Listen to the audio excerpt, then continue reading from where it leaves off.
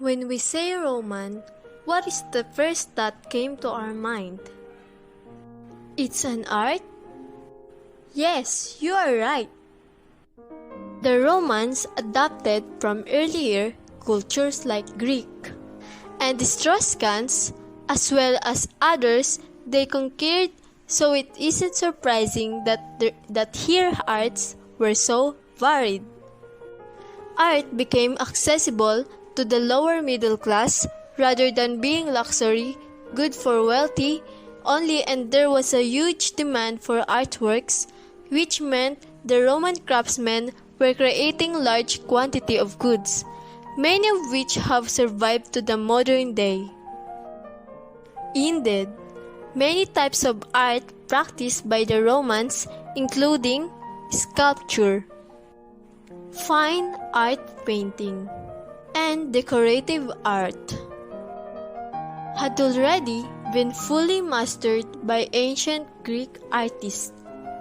Let's talk about the Roman sculpture.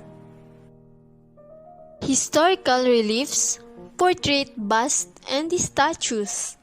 Private portrait sculpture was most closely associated with funerary contexts. Funerary altars and tomb structures were adorned with portrait reliefs of the deceased along with short inscriptions noting their family or patrons. And portrait busts accompanied cinerary urns that were deposited in the niches of large, communal tombs known as columbaria. These masked portraits of noted ancestors who had held public office or been awarded especially honors, were proudly housed in the household lararium or family shrine, along with busts made of bronze, marble, or terracotta, in displaying these portraits so prominently in the public sphere.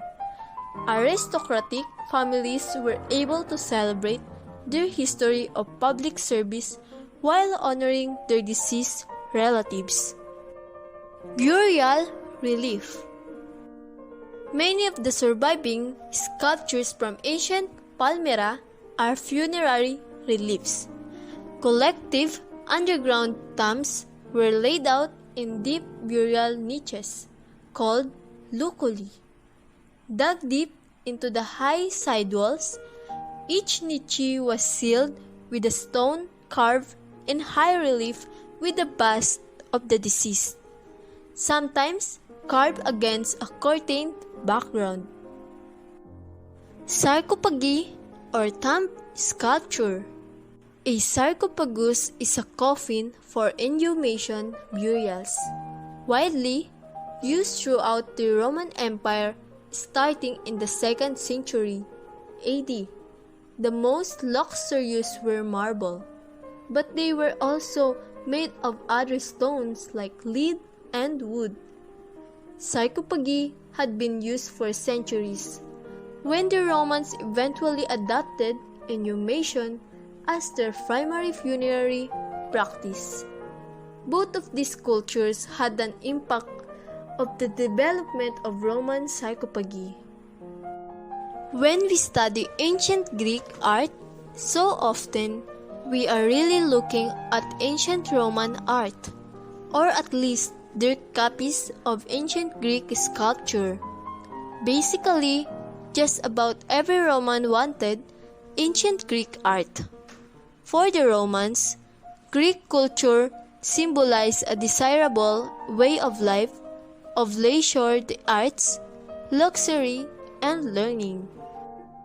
Hello, my name is Jillian and I will be your tourist guide. Let me introduce to you the art of an ancient Roman.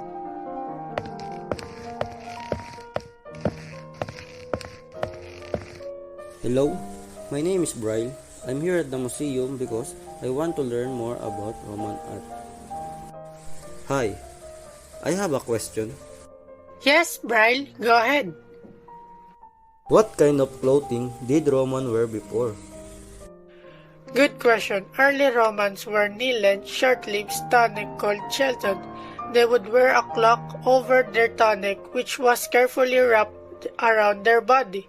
Important Roman men would wear a long robe called toga, made from white wool or linen. Women wore a longer tunic than men, which went down to their ankles. Where did Roman art begin?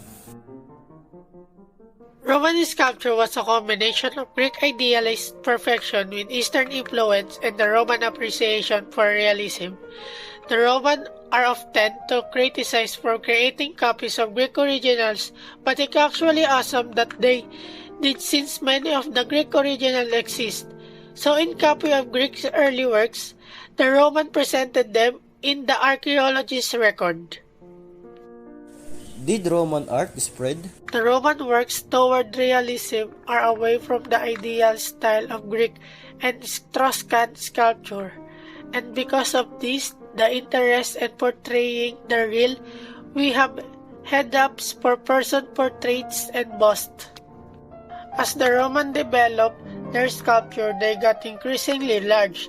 They become monumental as they depicted larger-than-life figures of gods, emperors, and heroes. Their sculptures started boosting on proportion, often with enlarged heads, and figures were flatter at the front, which was an influence coming through from their colonies. Is art are also used for decorating? Sculpture was also used on buildings and could be both decorative and political charge. A great example is the decoration on triumphal arches that depict military campus that could convey the message of Roman superiority and the emperor's victory and strength. What is the common artistic style of ancient Roman? A common artistic figure of ancient Rome was their wall painting, which has been found in many interiors in colorful and bold design. From the 1st BCE onwards, the Romans used wall painting, fresco, and stucco to create reliefs, and this interior decoration has been found in public buildings, private homes, tombs, and temples, even in the military structure. In September 476, a Germanic prince named Odovacar won control of the Roman army in Italy. After deposing the last Western emperor, Romulus Augustus, troops proclaimed him King of Italy, bringing an ignoble end to the long, tumultuous history of ancient Rome. The fall of the Roman Empire was complete. That's why, from founding in 625 BC to its fall in 476 AD, the Roman Empire conquered and integrated dozens of culture.